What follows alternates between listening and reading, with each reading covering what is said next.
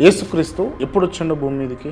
యేసుక్రీస్తు నరావతారం ధరించి అంటే ఒక మనిషి రూపంలో వచ్చి రాజు పుట్టాడండి, ప్రభులా ప్రభువు పుట్టాడండి. 2000 సంవత్సరాల క్రితం మనుషులు ఉన్నారా? ఎందుకులే ఉన్నారుగా, ఉన్నారా? పాత నిబంధన కాలంలో. అప్పుడు దేవుడు ఎవరు?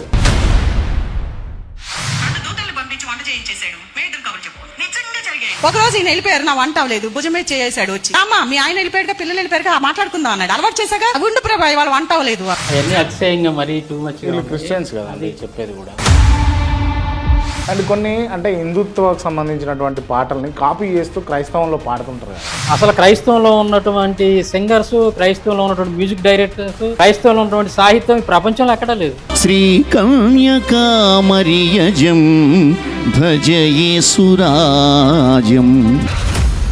ఈ మతపరమైనటువంటి చర్చలు ఎందుకు వచ్చినాయండి? దీంట్లో రాజకీయ పార్టీలు కూడా మిళితమయ్యాను. పార్టీ పేరు నేను చెప్పను కానీ అందరికీ తెలుసు, అది మీకు తెలుసు, చూసే వాళ్ళందరికీ తెలుసు. శివశక్తి అనే సంస్థని బార్ అండ్ రెస్టారెంట్ చేశారు.